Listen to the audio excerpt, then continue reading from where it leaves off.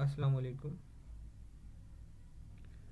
आज के online lecture में हम लोग डिस्कस करेंगे रीमिंग ऑपरेशन के बारे में।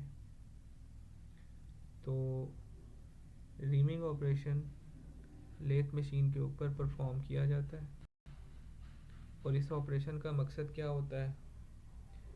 इस ऑपरेशन का मकसद ये है कि जब हम किसी वर्क पीस के अंदर ड्रिल बिट की मदद से कोई सुराख करते हैं तो उस सुराख की जो इंटरनल वॉल्स होती हैं वो रफ़ होती हैं।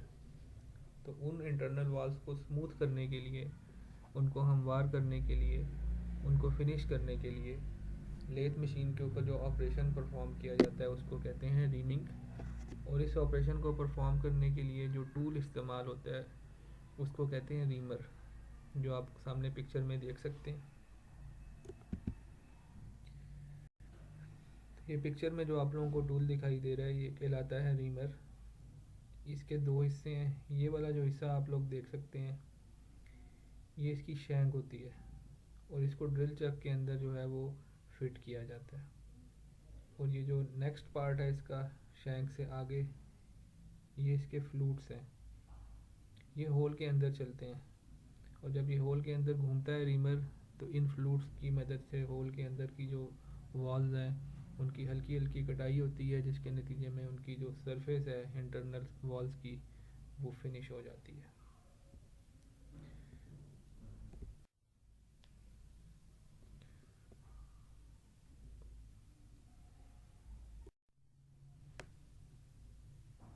इसके बाद हम जानेंगे कि जो रीमिंग ऑपरेशन है इस ऑपरेशन को परफॉर्म करने के क्या मकासद है। तो सबसे पहला मकसद कि ऐसा सुराख जिसमें रीमिंग ऑपरेशन परफॉर्म किया जाता है उसका साइज़ जो है वो बहुत ज़्यादा एक्यूरेट होता है। और यहाँ पर ये लिखा गया है हाई डिग्री ऑफ एक्यूरेसी। अब एक्यूरेसी क्या होती है?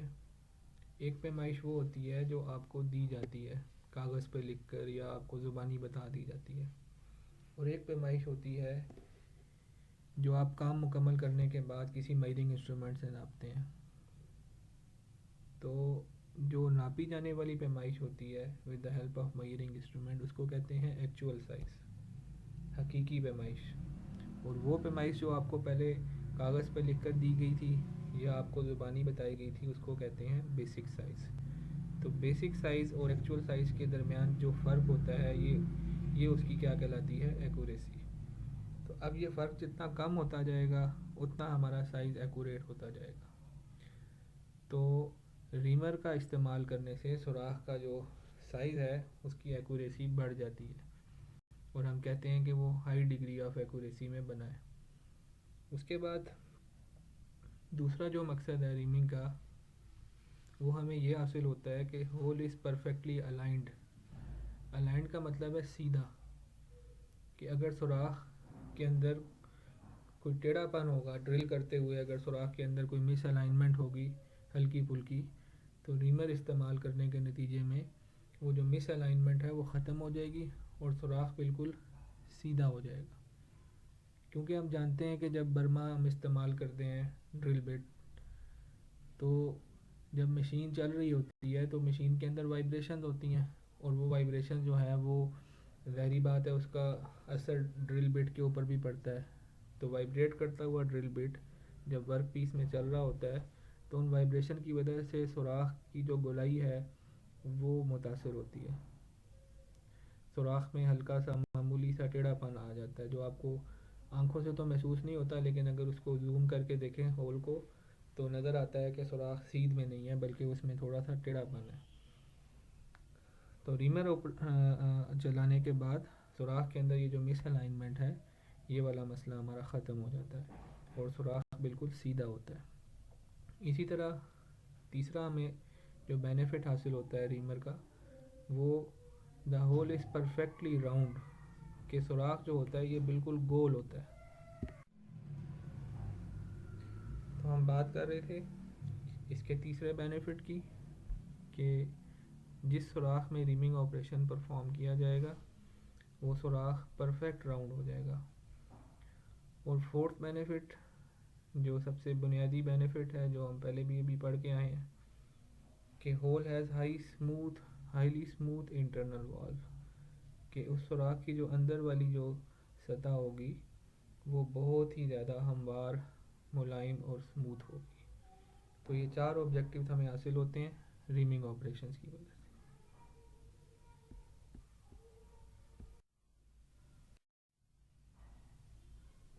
इसके बाद है रीमिंग अलाउंस।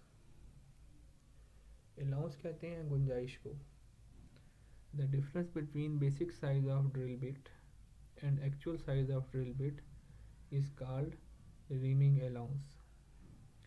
अब ये जो गुंजाइश है ये ड्रिल बिट के ऊपर छोड़ी जाती है। क्यों छोड़ी जाती है? जो ड्रिल बिट के ऊपर साइज़ लिखा होता है, जैसा अभी आपको बताया गया था कि एक साइज़ वो होता है जो कागज़ पे या किसी जगह पर लिखा होता है, तो वो जो साइज़ किसी ड्रिल बिट के ऊपर लिखा होता है वो उसका बेसिक साइज़ होता है। मसलन अगर किसी ड्रिल बिट के ऊपर लिखा हुआ है 1/4 इंच, तो वो जो लिखी हुई पैमाइश है वो क्या है? बेसिक साइज़ है। और अगर उस ड्रिल बिट के साइज़ को आप किसी मेजरिंग इंस्ट्रूमेंट से नापें, मसलन आप उसको माइक्रोमीटर से मेजर करें या वर्नियर कैलिपर से उसको मेजर करें या किसी और सेंसिटिव मेजरिंग इंस्ट्रूमेंट से उसके डायामीटर को नापें, तो उसका जो डायामीटर होगा वो उसके बेसिक साइज़ से थोड़ा सा कम होगा। तो ये जो डिफरेंस होगा दोनों साइज़ के अंदर, बेसिक और एक्चुअल साइज़ में, ये डिफरेंस कहलाता है रीमिंग अलाउंस। तो ये डिफरेंस क्यों रखा जाता है? क्यों बर्मे का साइज़ हकीकत में वो नहीं होता जो उसके ऊपर लिखा होता है, उसके अंदर फ़र्क क्यों रखा जाता है? वो फ़र्क इसलिए रखा जाता है ताकि जब हम बर्मा इस्तेमाल करने के बाद रीमिंग ऑपरेशन परफॉर्म करें तो वो जो साइज़ के अंदर जो गुंजाइश है, रीमर उस गुंजाइश को पूरा कर दे। तो इस गुंजाइश को क्या कहा जाता है? Reaming allowance. तो सामने आपको टेबल में दिखाई दे रहा है, एक खाने में लिखा हुआ है साइज़ ऑफ ड्रिल बिट। इस खाने में मुख्तलिफ़ किस्म के ड्रिल बिट्स हैं, उनका साइज़ मेंशन्ड है, और हर साइज़ के ड्रिल बिट के ऊपर जो गुंजाइश छोड़ी जाती है वो रीमिंग अलाउंस वो दूसरे खाने में लिखी गई है। मसलन आप देख सकते हैं कि 1/4 इंच ऐसा ड्रिल बिट जिसका डायामीटर 1/4 इंच होगा, उसकी जो ये साइज़ है 1/4 इंच, इसके अंदर कितनी कमी रखी जाती है? 0.010 इंच। और 1/4 इंच से 1/2 इंच तक के दरमियान जितने भी बर्मे होंगे उनकी पैमाइश में जो गुंजाइश है वो 0.015 इंच है। इसी तरह फर्दर आप आगे देख सकते हैं। तो ये जो गुंजाइश छोड़ी गई है ड्रिल बिट्स के ऊपर, इस गुंजाइश को कहा जाता है रीमिंग अलाउंस। उसके बाद हम पढ़ेंगे टाइप्स ऑफ रीमिंग। तो रीमिंग की 2 इकसाम है, एक मशीन रीमिंग होती है और एक हैंड रीमिंग होती है। तो नेक्स्ट स्लाइड में हम दोनों को थोड़ा सा डिस्कस करेंगे। तो रीमिंग की जो पहली किस्म है उसको कहा जाता है मशीन रीमिंग। मशीन रीमिंग को समझने के लिए हमारे सामने ये 2 पिक्चर्स हैं। इस पिक्चर में आप देख सकते हैं कि लेथ मशीन का जो चक है उस चक के अंदर एक वर्क पीस को लगाया गया है और उस वर्क पीस के अंदर पहले से सुराख हुआ है। और दूसरी जानिब आप देख सकते हैं कि एक ड्रिल चक है जो कि टेल स्टॉक के अंदर जो स्पिंडल होता है उसके होल में वो फिट हुआ है, और उस ड्रिल चक ने एक रीमर को अपने अंदर पकड़े हुए है। इस रीमर की जो शैंक है वो ड्रिल चक के अंदर है और उसके जो काटने वाला हिस्सा है, फ्लूटेड पार्ट जो है, वो वर्क पीस के अंदर दाखिल है। तो जैसे ही मशीन अपना काम स्टार्ट करेगी, चक रोटेट करेगा, वर्क पीस घूमेगा, तो वर्क पीस के घूमने से जो रीमर है वो उसके अंदर जो होल है उस होल की सफाई करेगा, उसकी फिनिशिंग करेगा, हल्का हल्का उसको काटेगा, जिसके नतीजे में वो जो बेनिफिट्स मैंने आपको 4 बताए थे वो चारों बेनिफिट्स हमें हासिल होंगे। कौन कौन से बेनिफिट्स होंगे हासिल? मुख्तसरन हम दोबारा उसका जायज़ा ले लेते हैं। पहला बेनिफिट कि इस सुराख का जो साइज़ होगा वो हाई डिग्री ऑफ एक्यूरेसी में चला जाएगा। इस सुराख की जो इंटरनल वॉल्स हैं वो बिल्कुल स्मूथ हो जाएंगी। तीसरा बेनिफिट ये होगा कि ये सुराख बिल्कुल स्ट्रेट होगा। चौथा बेनिफिट ये होगा कि ये सुराख बिल्कुल राउंड होगा। इसके बाद रीमिंग की जो सेकंड टाइप है उसको कहते हैं हैंड रीमिंग। इसको हैंड रीमिंग इसलिए कहा जाता है कि रीमिंग ऑपरेशन को परफॉर्म करने के लिए जो ताकत है वो इंसानी हाथ से मिलती है। जैसा कि आप इन दोनों तस्वीरों में देख सकते हैं, इस पिक्चर में आपको दिखाई देगा कि रीमर को एक एडजस्टेबल रेंच की मदद से हमने उसकी शैंक को हाथ में पकड़ा हुआ है। एडजस्टेबल रेंच की मदद से हम रीमर को रोटेट करते हैं और उसके नतीजे में रीमिंग ऑपरेशन परफॉर्म होता है। और दूसरी केस में हम देख सकते हैं कि एक वाइस है जिसके अंदर वर्क पीस को पकड़ा गया है और उस वर्क पीस के अंदर जो होल है उसमें रीमर को दाखिल करने के बाद एक हैंडल की मदद से रीमर को घुमाया जा रहा है। तो चूँकि इन दोनों केसेस में रीमर को जो पावर मिल रही है वो हाथ से मिल रही है, इसलिए इसको कहा जाता है हैंड रीमिंग। तो टॉपिक के एंड पे हम लोग रीमर्स की कुछ इकसाम के बारे में पढ़ेंगे।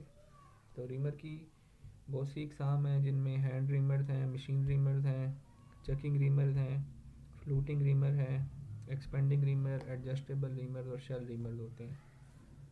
तो इनके नामों की हद तक ही हम लोगों ने इनको पढ़ना है, इनकी डिटेल जो है वो आपके कोर्स में नहीं है। मैक्सिमम आप लोगों से यही पूछा जा सकता है कि रीमर्स की कुछ एग्ज़ाम के नाम लिखें, वो कम से कम 4-5 एग्ज़ाम के नाम आप लोगों को याद होने चाहिए। तो आज के लेक्चर में हम लोगों ने इतना ही पढ़ना है। रीमिंग ऑपरेशन की मैं उम्मीद करता हूँ आप लोगों को अच्छे से समझ आ गई होगी। फिर भी अगर कोई बात आपके माइंड में कोई क्वेश्चन है जो आपकी समझ में नहीं आ रहा तो आप मैसेज के थ्रू जो है उसको पूछ सकते हैं। मैं कोशिश करूँगा इंशाल्लाह आपके हर सवाल का जवाब देने की। तो इसके बाद इंशाल्लाह नेक्स्ट जो हमारा लेक्चर होगा उसमें हम टेपर टर्निंग ऑपरेशन के बारे में पढ़ेंगे। तब तक के लिए अल्लाह हाफ़िज़, अपना ख्याल रखिएगा।